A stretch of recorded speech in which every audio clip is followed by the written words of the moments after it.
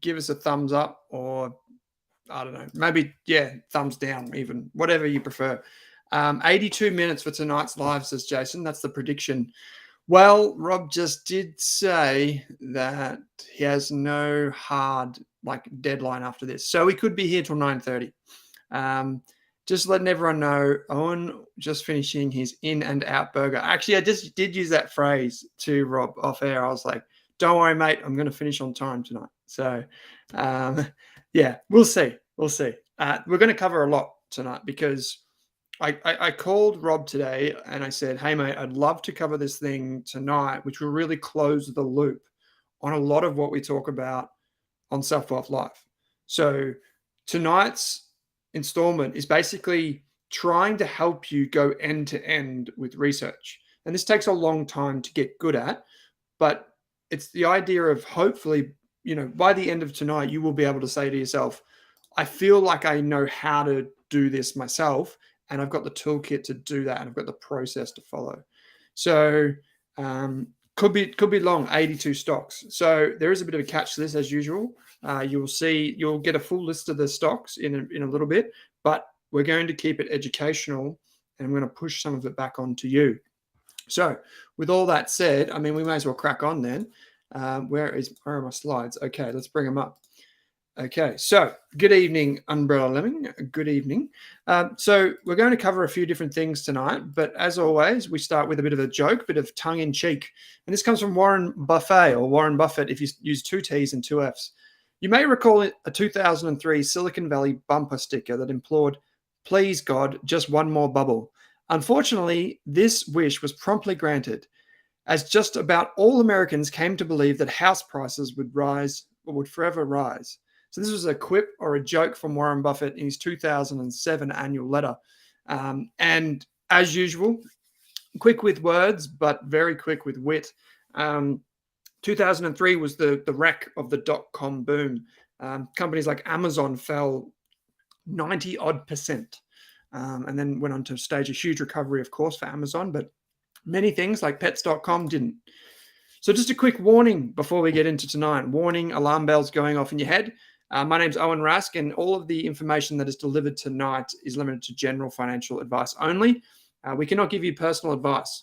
That's just simply not possible in Australia, as definitely what I mean specifically is not through a YouTube or something like this. So you'd have to see a financial planner who would sit down with you and go through all your needs, goals, and objectives. I'm founder and director of the Rask Group, and it's important to note that any of the information that we do deliver tonight actually is my own view. So I think that's really important to note, is a lot of people can sometimes get confused. They see me on podcasts and different places on the TV. It's me, it's my opinion. And one of the wonderful things about what I do is I can have my own opinion, and hopefully I can be kind of independent with that opinion as possible, because I am an individual investor just like the rest of us. So important to note that as well. So I was thinking about an analogy between trying to identify like an investment process, and I came up with a sporting analogy.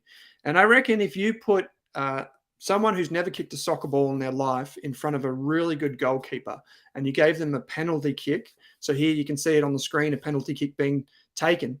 I reckon if you did that, what would happen is sometimes the absolute rookie would score. There may be, only a few times when the goalkeeper would save it. And maybe the rest of the time, most of the time, you would actually miss the goal because you've never kicked a soccer ball before. But there would be some times when you score. And unfortunately, this is what a lot of people do when they come to investing. They kind of just throw a dartboard at it. Like they've used the dartboard approach. They just go up and kick the ball as hard as they can. And sometimes it goes in and sometimes it doesn't. Now, what I've often found with really successful sports people is they're very methodical in everything that they do. So everything down to what they eat, where they train, when they train, how they train, everything is repeatable, and everything is trying to get better and better and better.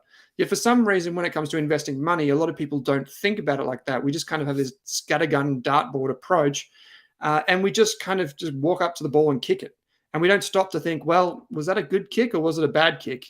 Did I actually mean to do that where it scored or not? And hopefully tonight you can get a sense of like the ability to actually approach something like this and do it again and again and again and get better as you go. So I can see Plant One, you've put a warning sign there. Thank you very much for the emojis. So investment process. This is the idea of that a lot of people and professional investors that I speak to, they have a very defined investment process.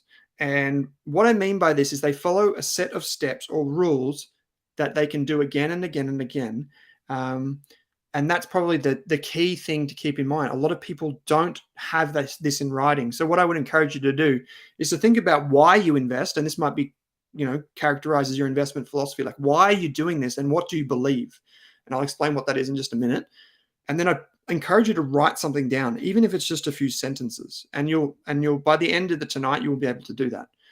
Then I want you to find a process that fits that philosophy. So if we have our why and our way of investing, like broadly speaking, then we can find out how do we actually do that. And that's our process.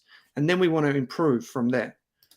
So that investment process have a goal? Not necessarily. So the process probably shouldn't. So what I'm specifically talking to tonight, Owen, is actually just the investing.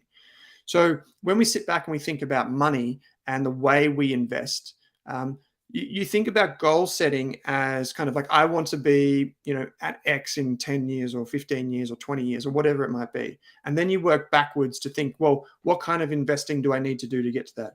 So that's a kind of financial planners look at the world. What we're primarily looking at tonight, Owen, is like the lens of investing. So how do you get better investment outcomes is what I'm trying to do. If you want to, we can talk about financial planning and goal setting, and we'll have a question and answer session towards the end. But if we come back to investment philosophy is basically the beliefs or principles that you have about how the world works and how you can make decisions underneath that. Now, the important thing, and this is a definition that comes from Investopedia, the important thing is that you should be okay with your investment process changing and your investment philosophy changing through time. A lot of people think that because they do one thing that they have to be, consistent with that. So PDB, I can see you've got, I like to dollar cost average for long-term investment. Fantastic. Yeah, that's a great process to follow. And it's a very simple strategy. And your philosophy might be something like this. Over the long term, I believe that the stock market goes up because companies get more profitable and they solve bigger and bigger problems. So dollar cost averaging is the process that matches that philosophy. And so if we keep going down, and I've got a duplicate side here, I've got an example of an investment philosophy, and I'll blow these up a bit for you. So I've got Magellan and Lakehouse, two fund managers that I do respect. And so here we can see in the Magellan investment philosophy on the left-hand side, we've got the Magellan Global Equity Strategy seeks to invest in outstanding companies at attractive prices while exercising a deep understanding of the macroeconomic environment to manage risk. So if I was to interpret that, maybe that means that they try and find the best companies while they're also mindful that sometimes the economy can shake the foundations of even the best companies. That's probably the way I'd characterize that. Now, if we come over to Lakehouse Capital, and here it goes. Lakehouse Capital focuses on competitively advantaged companies that are growing in attractive industries led by talented and aligned management teams. Such opportunities tend to offer multiple ways for patient long-term investors to achieve market outperformance. So very kind of like succinct, and you're probably thinking, well, I can't come up with something like that right now. And don't worry, you don't need to. One of the best things you can do is just learn from people that have done this before. And so I'm going to share with you my investment philosophy. And so as an individual investor, unlike a fund manager, you have like a few superpowers. And one of them is that you don't need to come out and say, I invest this way and you should invest like me or with me. You simply don't have to do that, because however you want to invest is however you want to invest. And like a fund manager has a business to run, right? Whereas you can do whatever you want. At any one time, you can choose to invest in something and it's up to you. At the end of the day, it's up to you. So for me personally, like I'm not a fund manager, right? Like I might be an analyst and people might follow my research, but at the end of the day, the way I invest is the way I want to invest.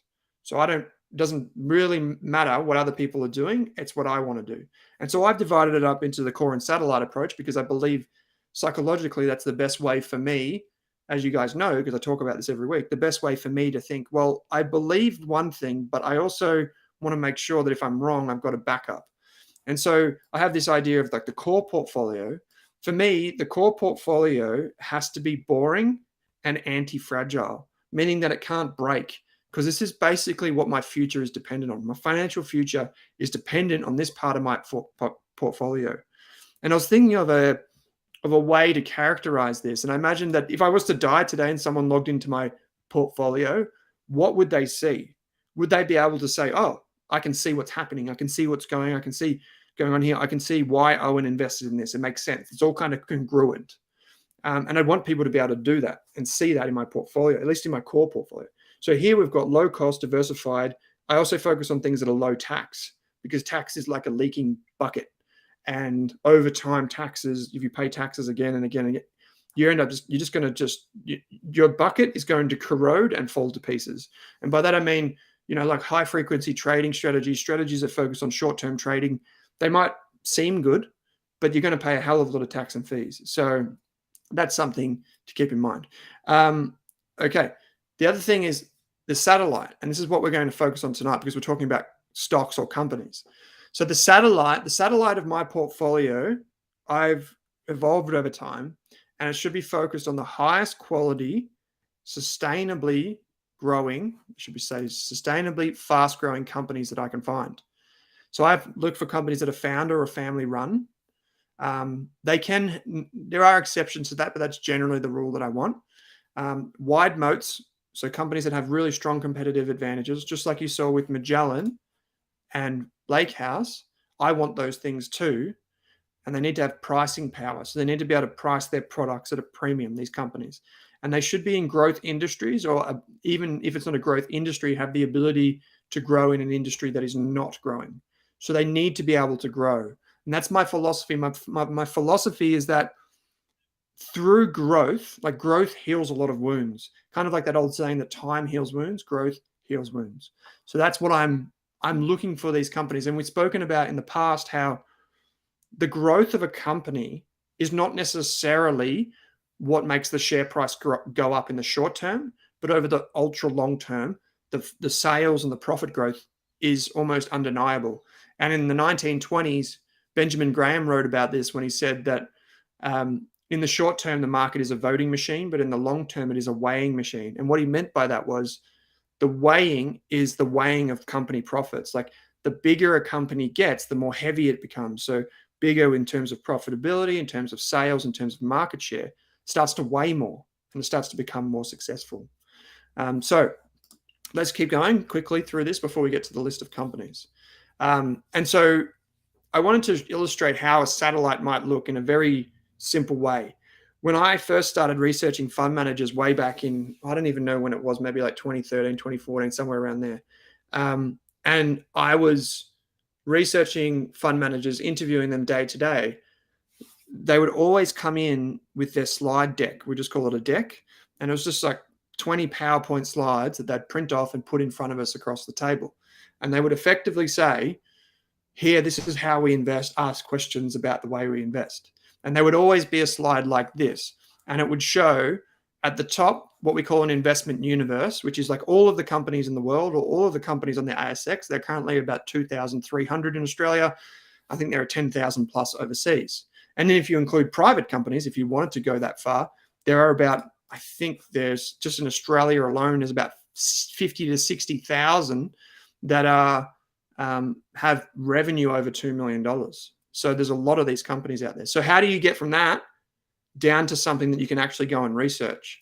And that's called a screening tool. I'm going to explain this. We're going to step through this in a minute. We use a screening tool. And then we can build a watch list on the back of that screen. And then we do further checking. And this is kind of where we get to a list that seems reasonable.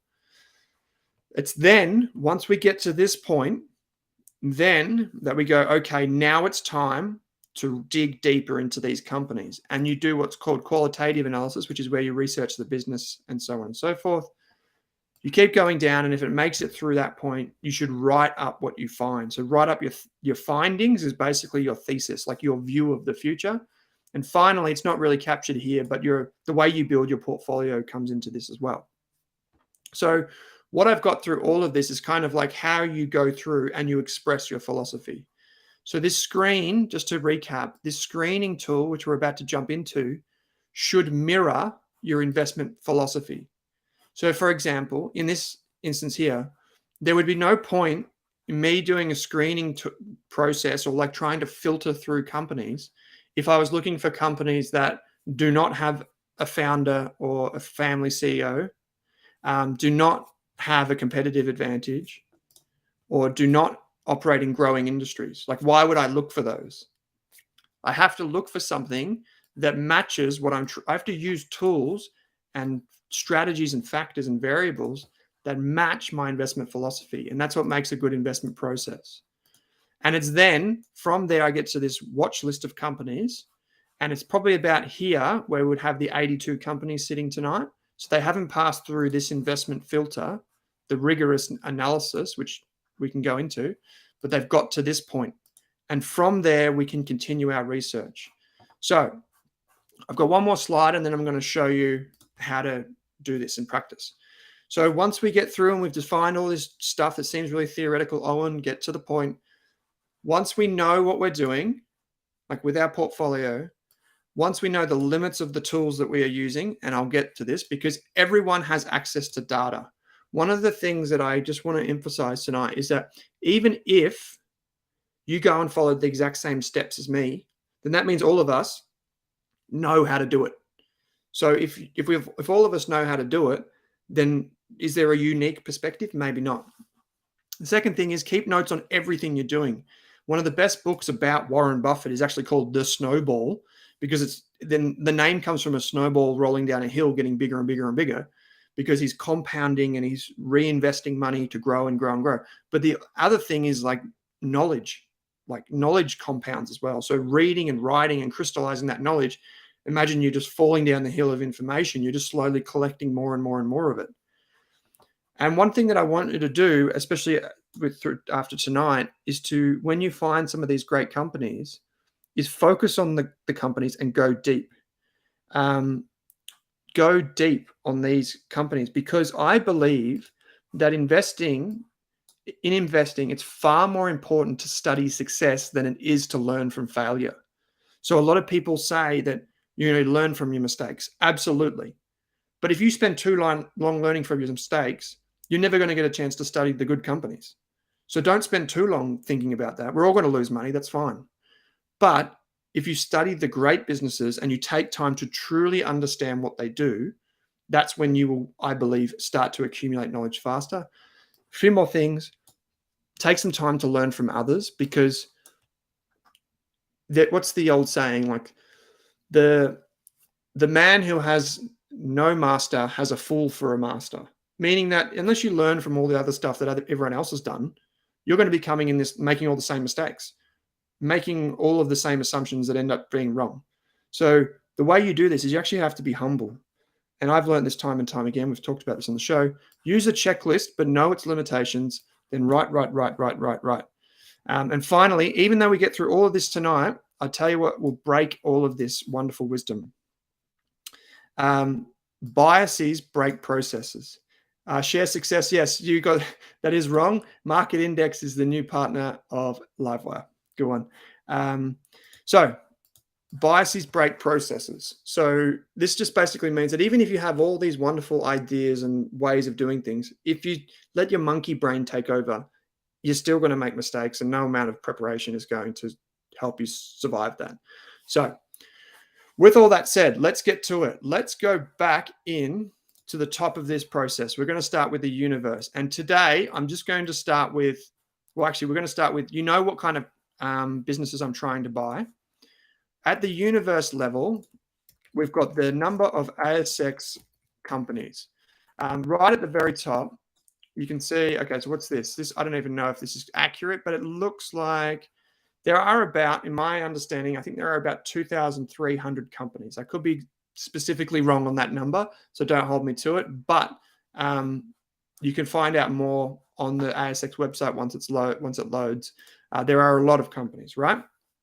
So how do we get that down to a manageable list? This is where our screening tool comes in. And here I'm using a tool called ticker.com. So TIKR.com.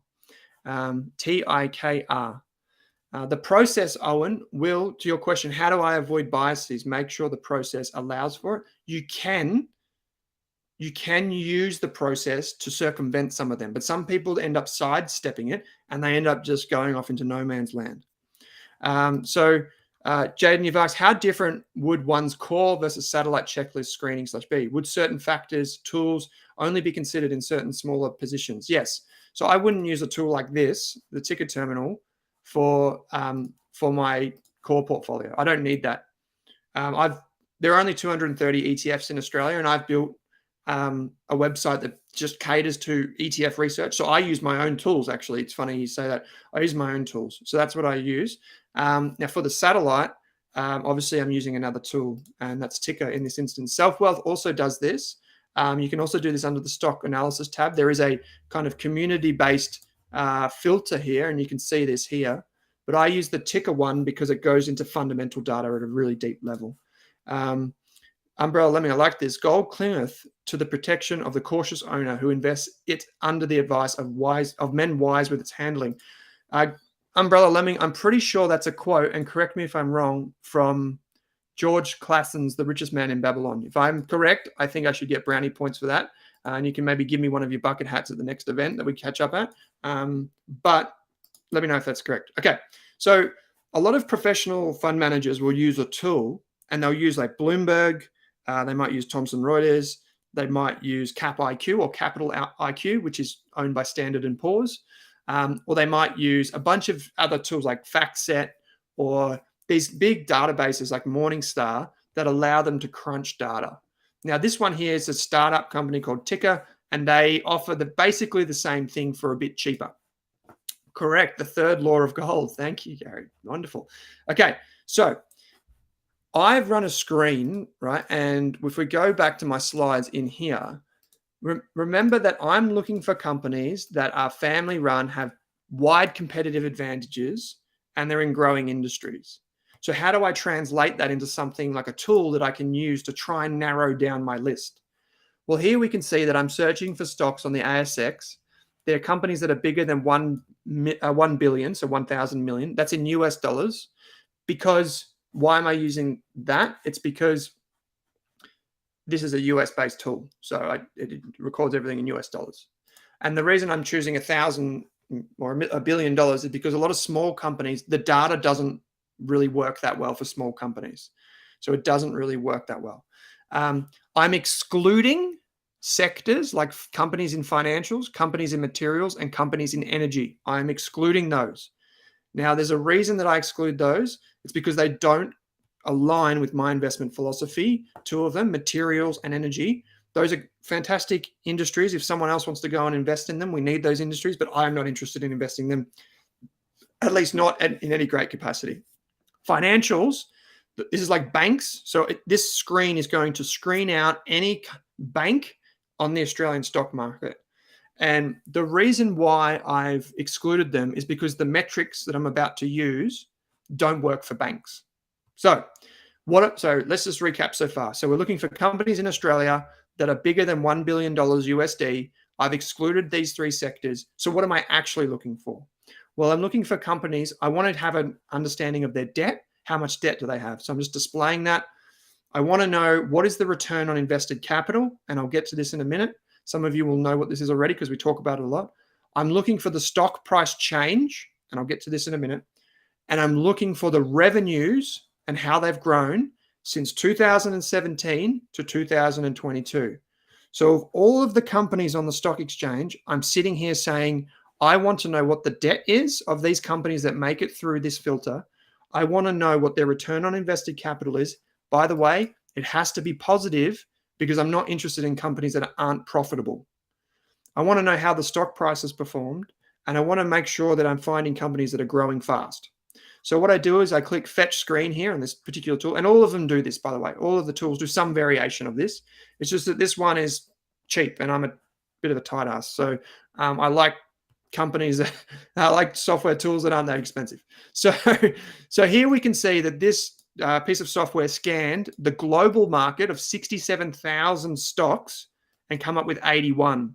When I run this morning, it came up with 82. So that's where I got the 82 number from.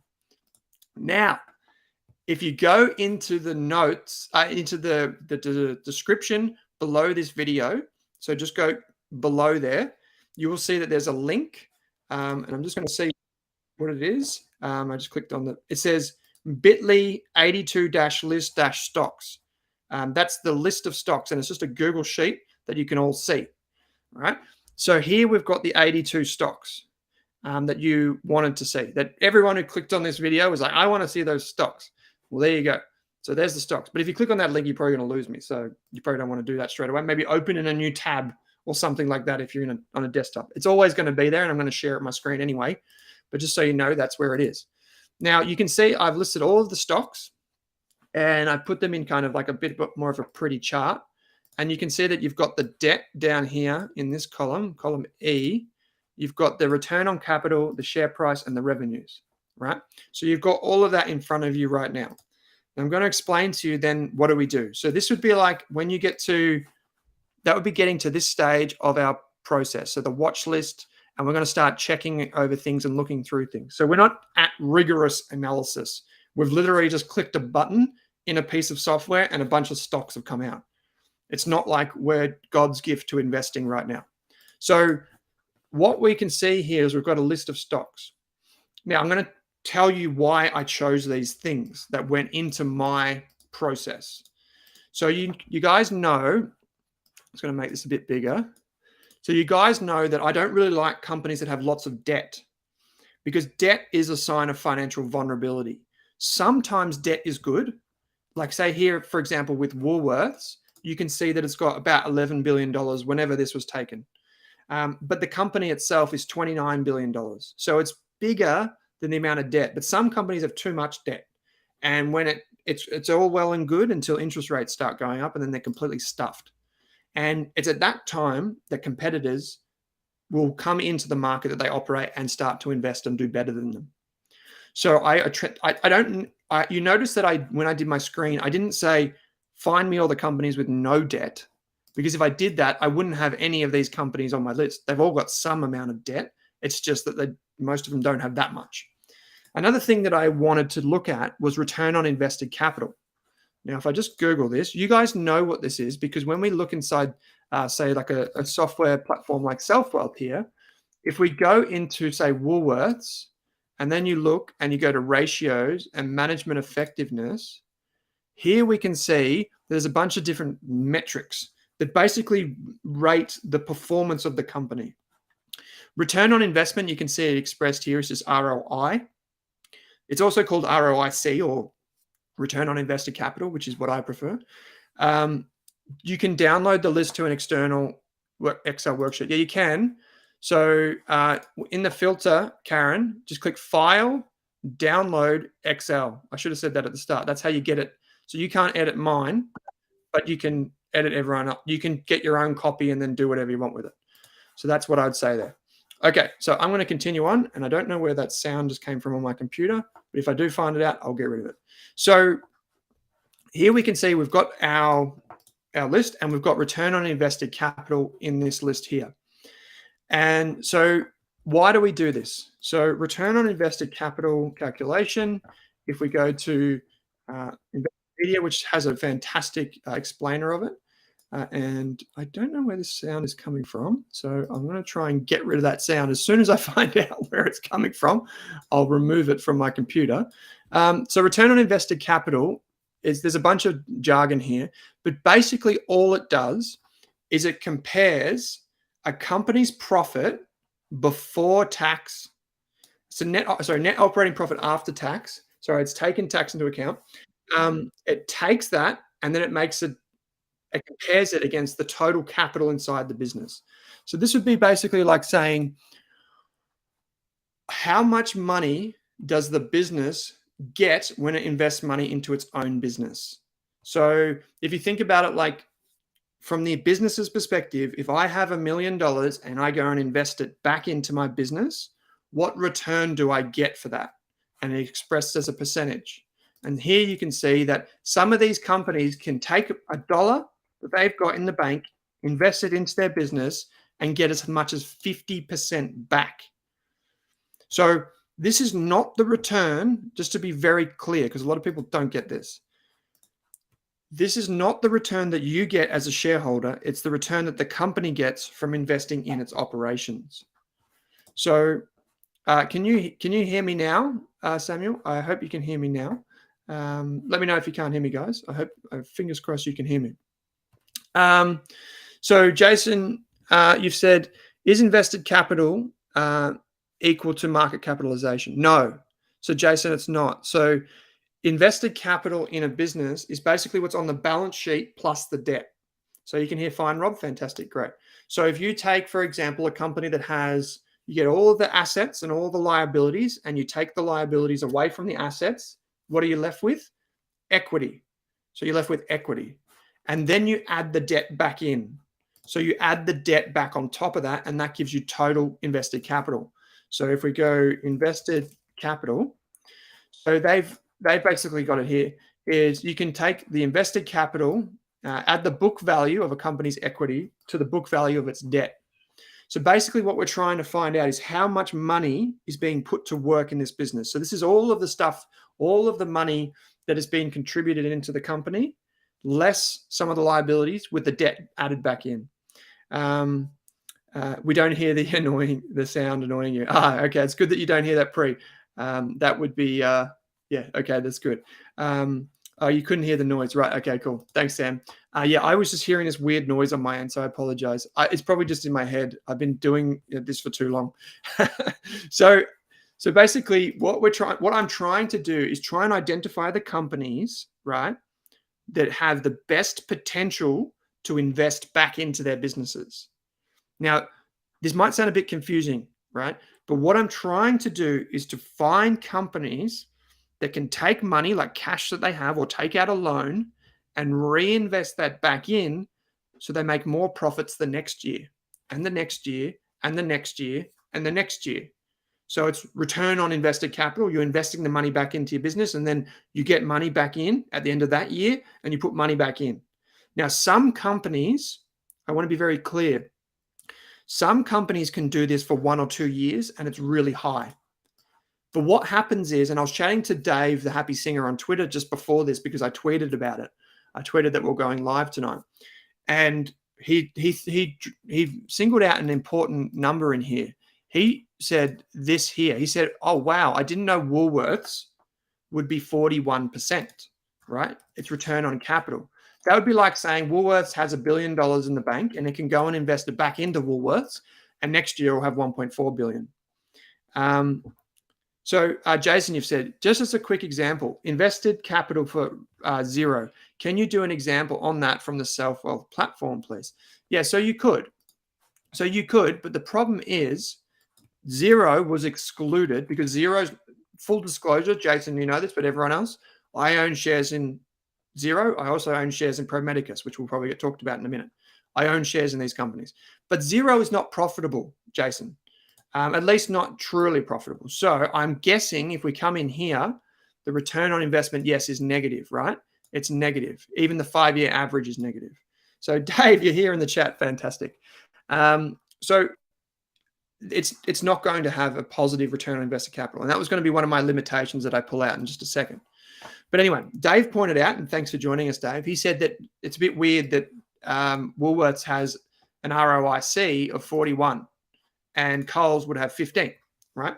And the reason is that sometimes the data can be not what you think. So this is not particular to Ticker. It's not particular to Selfwealth. It's to every database everywhere. It's sometimes companies can do things like Woolworths made a demerger. It sold Dan Murphy's and all of that. And all of a sudden, its capital base is smaller, but it's still reported big profits. So then it looks like it's got a really high ROIC when it doesn't. And so I don't want you to go and take this and then be like, oh, look, I'll just go and buy the top 10 companies here because Owen talked about them on Selfwealth. No, if you go back here, we've got to check the data. Then we do the rigorous analysis, and then we write about what we find. But I'm going to continue, and I don't want to labor on this point for too long. But this metric, if you want to learn more about this, we've talked about this. There was an episode we did not too long ago. Stocks for a King, I think we called it.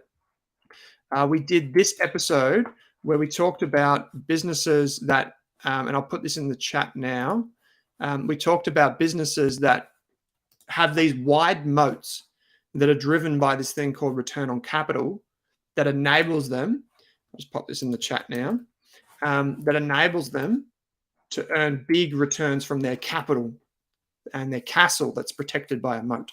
So I wanted to talk about one more thing,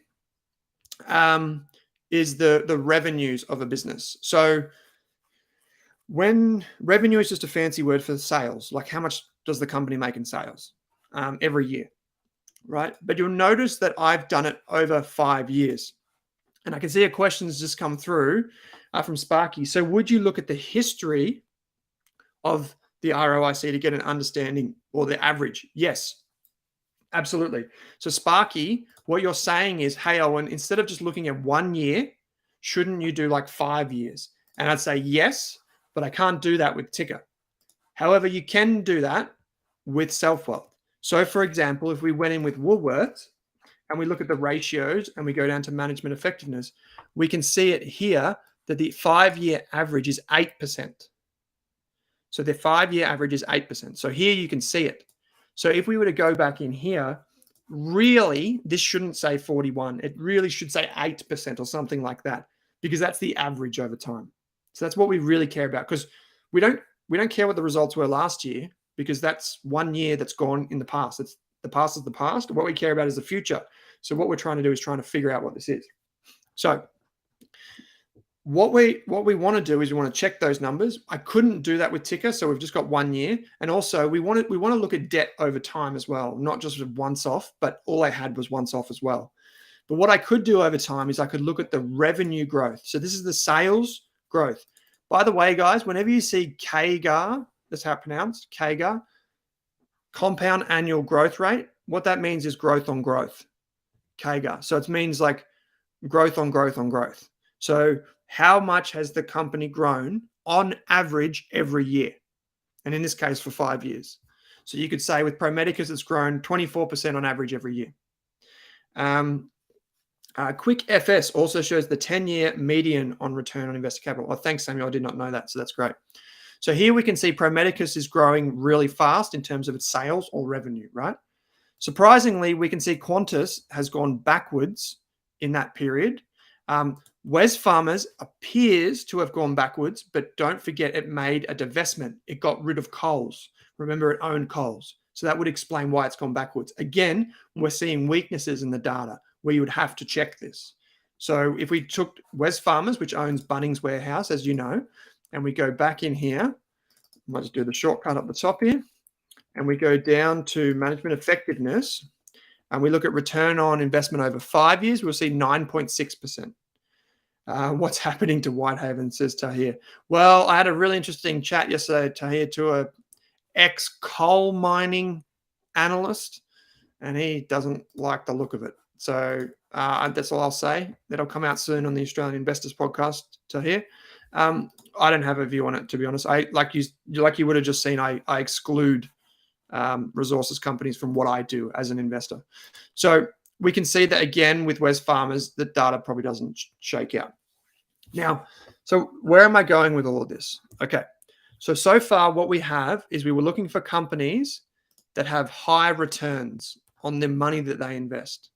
We're looking for companies, just as a general rule, like we could take this, highlight all of this, we could format it so that we have conditional formatting, and we could just do a color scale. So it would be the other way around. It would look like this. And we can do a color scale to highlight where maybe some companies have a lot of debt. So I'm looking for companies that don't have a lot of debt. Do you think the sector exclusions in Ticker are accurate, says Jason? No, Jason, I don't. I don't think any database has really mastered how to exclude sectors. Now, you can do subsectors as well, I believe. So, yeah.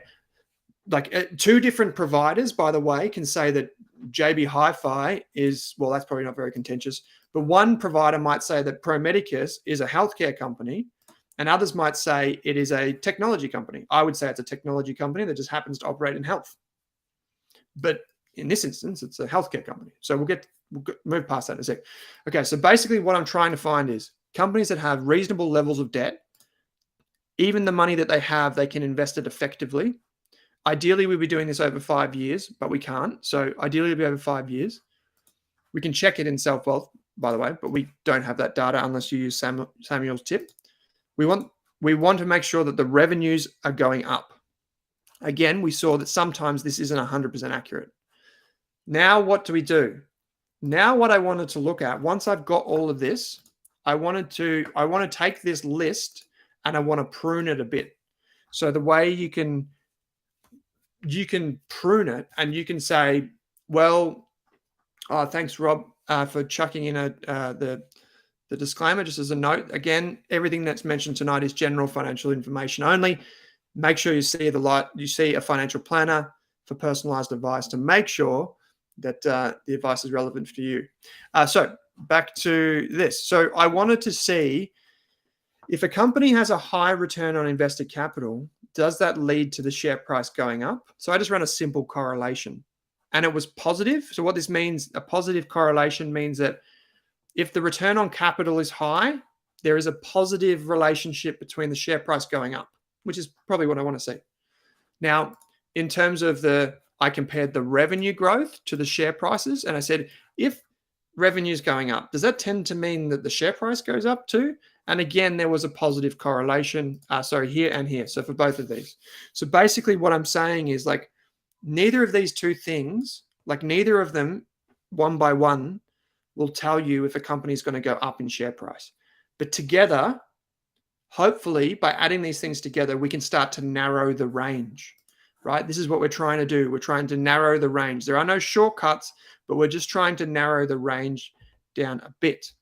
And so we can check the companies to try and weed out these ones, the ones that might not make sense, like if Woolworths doesn't have a return on invested capital, and we can keep coming down. So now what happens once we get to a list like this, what do we do?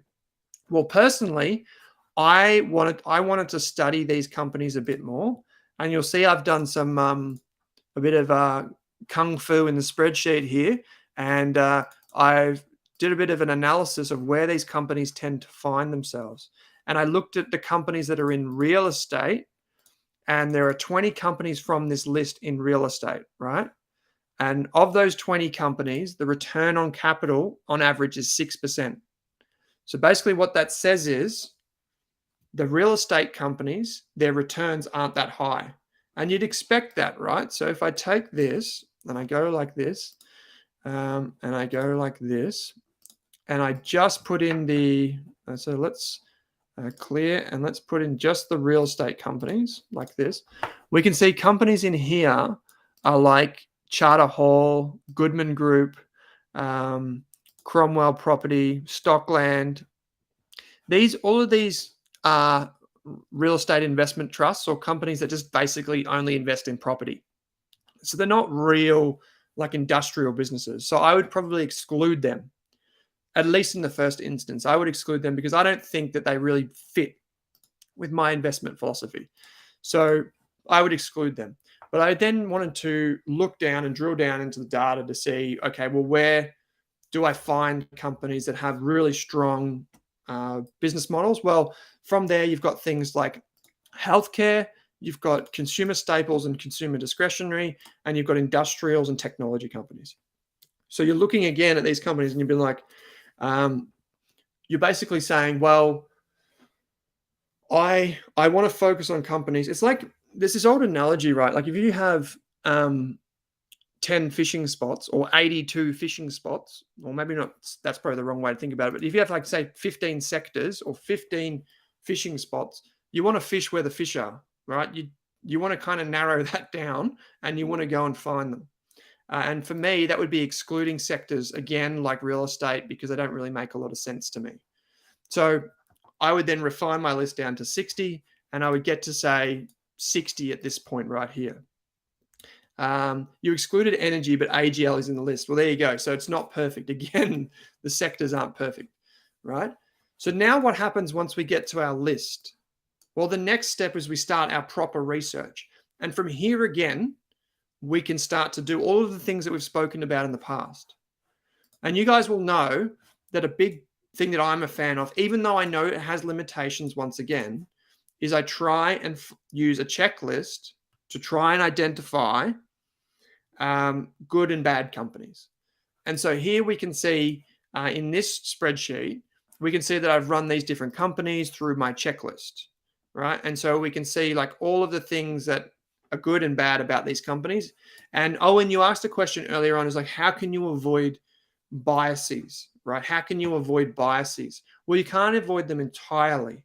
Like if my stock falls 50% tomorrow, I'm going to freak out, right? So I'm still going to freak out. No amount of planning is going to stop me from freaking out, right?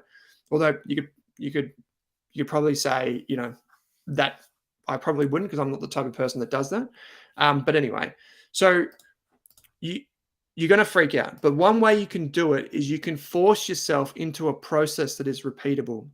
You know, there's a reason why, you know, in the military, they do drills, right? Because they try and prepare you for the harsh conditions when you need to rely on instinct rather than, or like on training rather than on like your instincts of flight or flight. You've asked, would you share that checklist with us? That's a very good question. I might have to revert to you on that one. This one is something that we actually charge for at Rask, but I'm trying to stick on the page. So, and some students have just paid us to join a course that they get this in. So I'm just trying to respect that.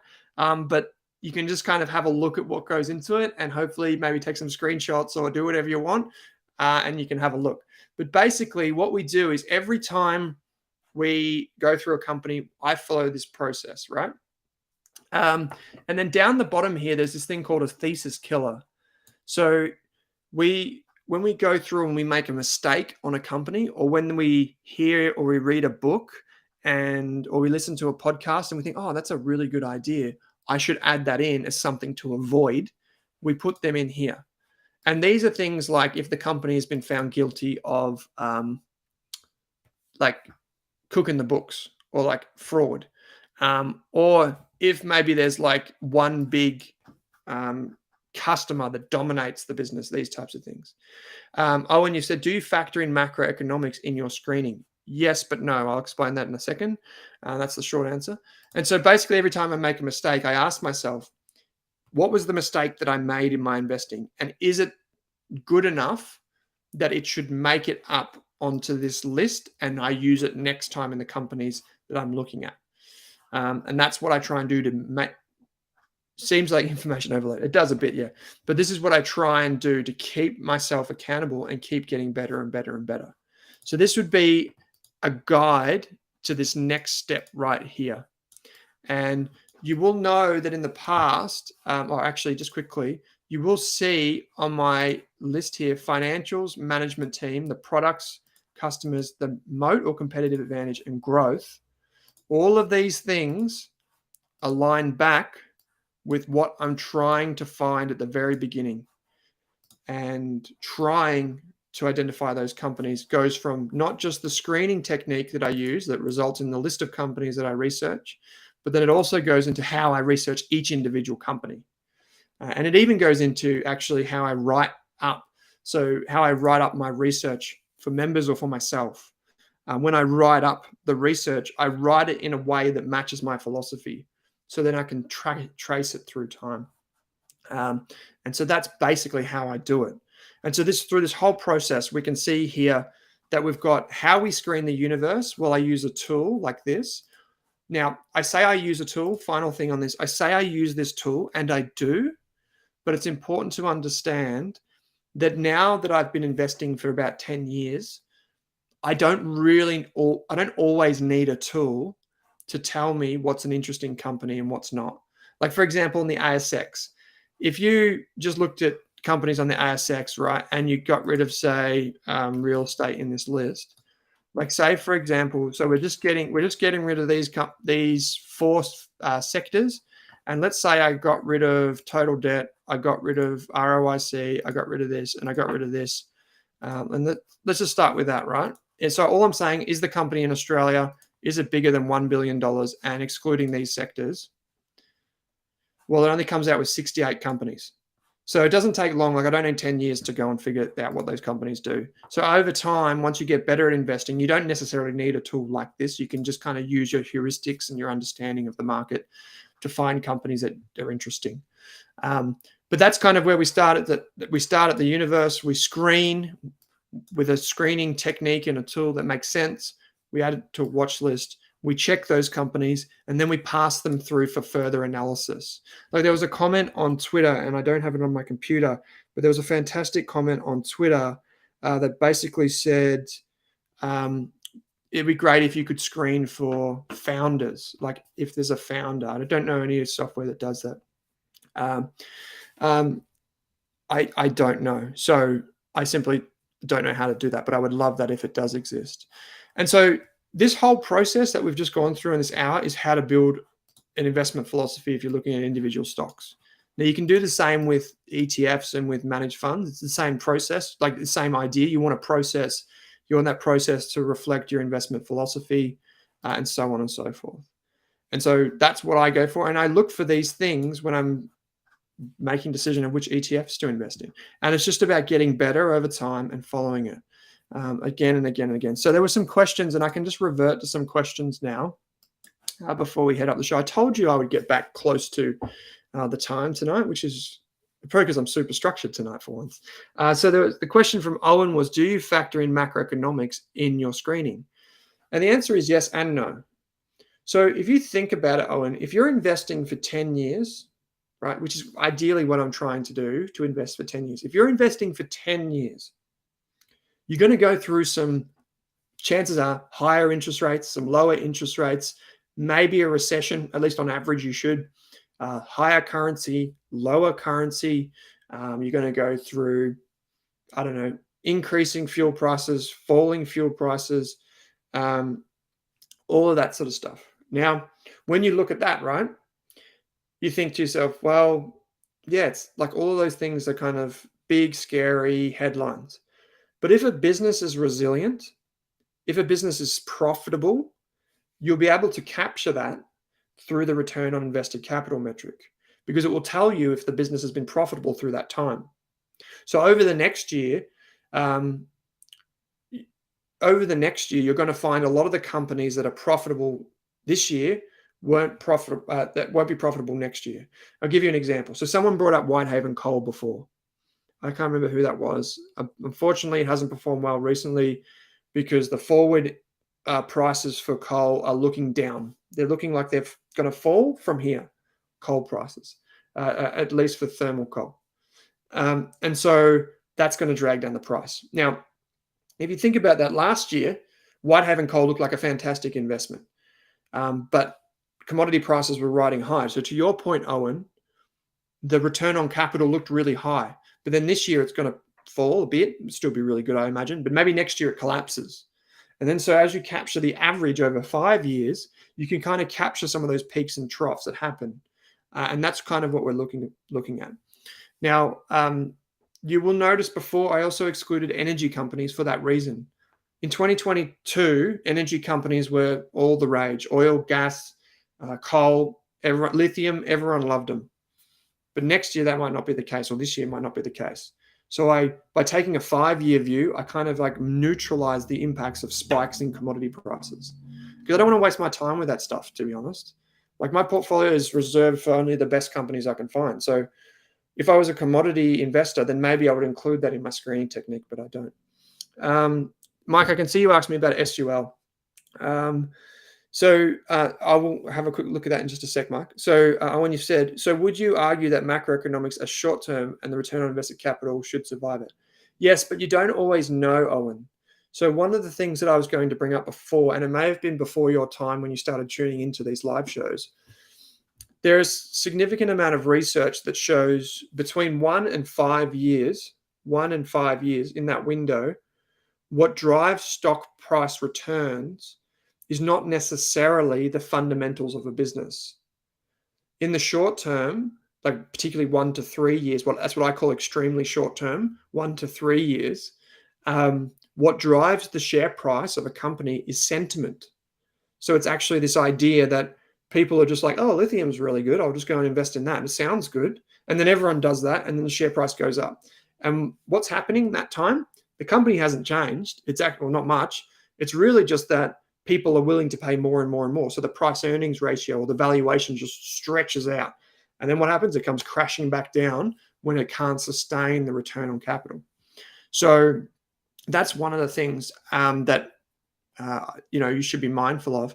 But after 5 years, and this comes back to that weighing machine, some of the studies begin to show that the sales growth and the revenue growth and the profit growth of a company begins after 5 years to become the most dominant explainer or dominant explanatory variable for the success of a company, like the stock price, sorry. So what that means is after 5 years, if you're investing for longer than 5 years, what you should be looking for is the best company, right? Not necessarily the best investment. You want to be looking for the best company. And that's kind of what I'm trying to do. So yeah, that's at the end of the day, that's what I'm trying to do. So there's another question, another follow-up, Owen, and then I'll answer Mike's question. So there's one good one for you. Government intervention risk. Do you try and mitigate that risk? Which, by the way, is why I won't touch energy. Yeah, true. So government intervention is a major risk. So all of these things that I'm talking about tonight, you'll notice that on one side of my portfolio, I've got my core ETFs. Don't really care. Like all of the companies that are in there, just chuck them in. She'll be right. Then on the other side, I've got the satellite. Now, there's actually two things that are going on here. They're kind of two distinct strategies. You got the ETFs, which is like bottom drawer, stick it in, get everything. You'll get some losers, you'll get some winners. Sure, chuck it in. Now, on the other side, which is what we went through tonight, what I'm basically looking for are companies that defy capitalism. So what I mean by that is I'm looking for companies that are so dominant that the forces of gravity, so like the forces of financial gravity, which are like competition, which are like competitors undercutting you with prices, government risk, all this sort of stuff doesn't apply. And you might be saying, well, when that doesn't exist, we live in a capitalistic world, all that sort of stuff. Well, I would point you to one company or a basket of companies, the payments companies, which I spoke about on the podcast today. Payments companies like Visa and MasterCard have maintained returns on invested capital substantially in excess of what would normally be achievable. And this is what I said earlier on. If you focus on the successful companies, you will learn a lot more about investing than if you focus on the businesses that fail. Because if you just studied Visa and what made it an amazing business or what makes it an amazing business, you will reveal so much more. And one of the massive threats that Visa faces right now is government risk. It is by far the single biggest risk that Visa faces because it is so powerful. It has defied the laws of gravity for so long that the governments of the day are saying we need to slow this company down. We need to stop it from being so dominant. And that's the real thing. So Jason, you're responding to Owen. Great. So Mike, you asked me to have a quick look at Super Retail Group. So I'll just quickly jump in here.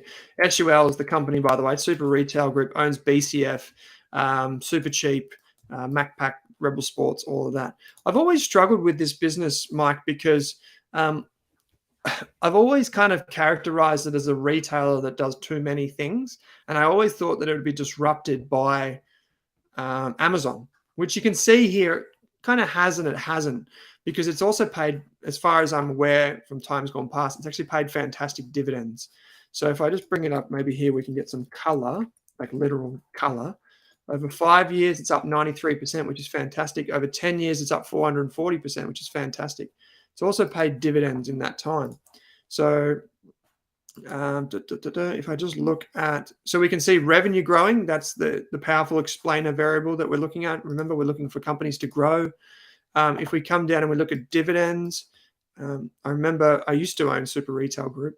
We see dividends, even though I've been jagged through 2020, have been very consistent and fully franked, most likely. So that's always really positive. If we come down to management effectiveness and we look on return on investment of 11%. So you might be looking at this return on investment and you think, well, 11%, that doesn't compare very favorably to the other stuff that we just saw. I don't know if Super Retail Group is in here, Mike. There you go.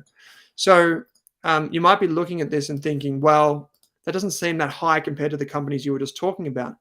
But this is This is the important thing about long-term investing. So if you go back to what I was just talking about after 5 years is when company fundamentals start to drive the share price. If you have a business that can reinvest in its own business at 11% every year, and you can borrow from the bank, like in the last few years, for 2 or 3% interest, what do? Well, you just take money from the bank and you put it into your company and you reinvest it and you grow the company. And that's what we call financial leverage. And that is perfectly acceptable, assuming that your cost of capital, like the bank interest, is lower than the returns that you get from investing in your business. That's like chief financial officer or like CEO 101 or maybe 102. A lot of them don't seem to grasp that idea. So that is kind of what we're doing. And in this case, Super Retail Group have done that. So I wouldn't just now go away and buy Super Retail Group. I would actually go and research and figure out why. And the key thing is this: we've pointed out all the flaws in the data and how you can't just rely purely on the data. What's important to remember, not just for you, Mike, but for everyone on the show, is if you buy a share today, you're not getting the return on invested capital from last year. You're getting whatever happens in the future. So don't just take what happened in the past and assume it's going to happen in the future. That's not how investing works.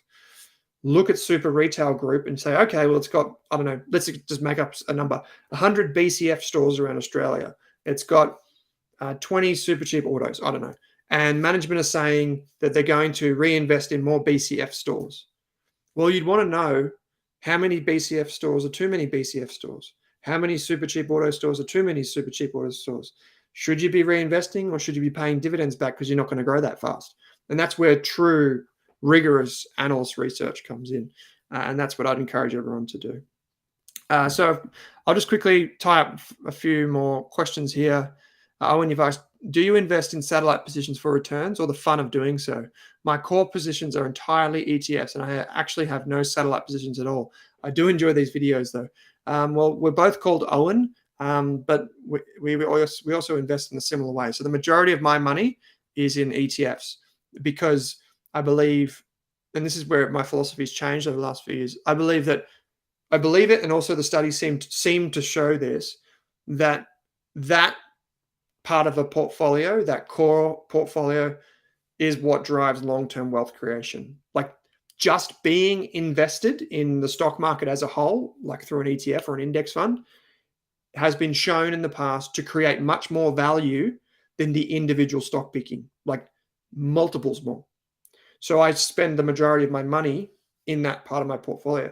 However, I also believe, there's a part of me that still believes, and I still actively pursue trying to find great companies. And it's interesting that you would ask this question now, because in the next few weeks or the next couple of months, I'm actually going to redeploy some money into some companies that fit my investment philosophy. I'm going to actively invest in that part of my portfolio pretty meaningfully, actually, I hope, over the next few months. So I hope that answers that question. Okay. Gray, you've said, possibly silly question. If your core holdings are 80% and your satellite is 20, do you have a strategy in the event that the satellite holding increases in value where it's no longer 20% of your portfolio? Well, Gray, yes, that would mean that I'm doing a pretty good job with my satellite, and I'd probably just let it go.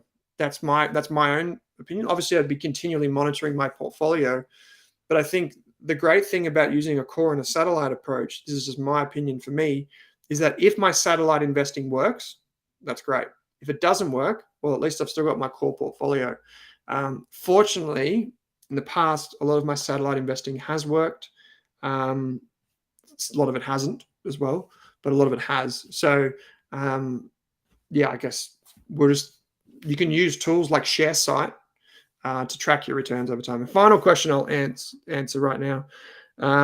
Samuel, you've said, what about companies that are investing, but it will only really affect the returns or earnings in the future years, like growing the number of stores or companies? Like, what is the best way to find those?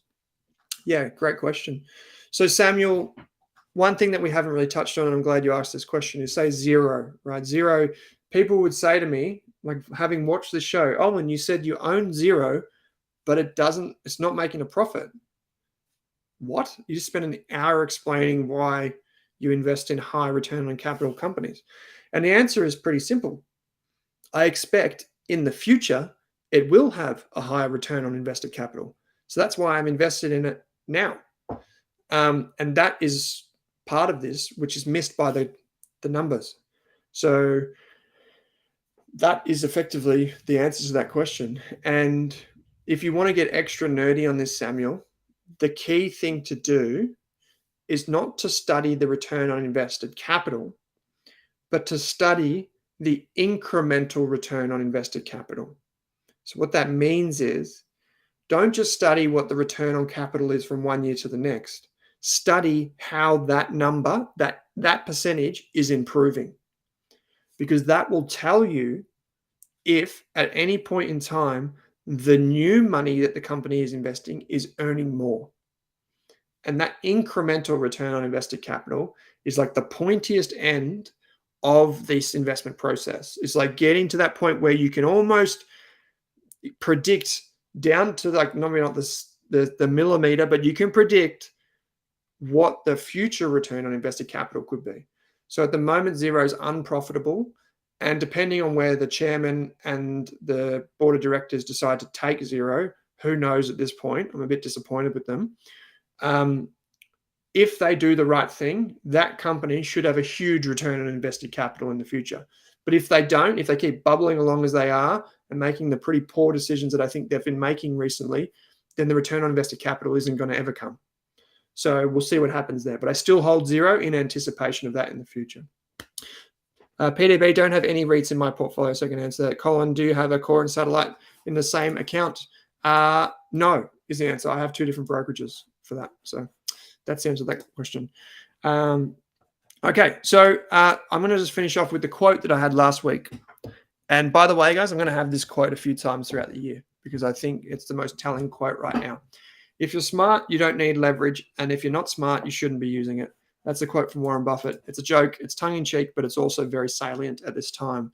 With interest rates going up, try and rid your life of debt and try and rid your portfolio, or at least be aware of the debt that's in your portfolio. If that's at the companies, just try and avoid it. And you don't, as you saw with companies like Promedicus that have a return on capital like 50%, you don't need, in the stock market, you don't need to use debt to find great companies that can make a great return. That is the beauty of companies. It's the beauty of investing in companies, is because you don't need to use the debt. So that's it. So thanks, guys. I hope you really enjoyed tonight. It was a bit more educational and a less like firing from the hip around companies. But your job now is pretty simple. Go and take that list of companies and start doing your own fact checking. Less debt, less risk. So yeah, I hope that tonight you can take the tools and the ideas away, and maybe you need to watch it back 2 or 3 times to actually really grasp some of the things and start putting them in practice. Don't forget, you can just use like Google Sheets, or you can use the watch list feature in Selfwealth, or whatever you use to keep everything, all your notes and all that sort of stuff. So thank you, everyone. On behalf of Rob at Selfwealth, myself, Owen from the Rask Group, there's my logo. You can see it right there, sitting pretty. Reach out to me if you need anything on Twitter. Should be able to answer some questions there too. But thanks for this week, and I guess I'll see you next week. Thanks for tuning in. Thanks for taking time on your Wednesday. I'm going to go. I'm going to finish my can of Coke, which I started just before the live show, and I haven't actually had the time to sip it. So thank you, guys.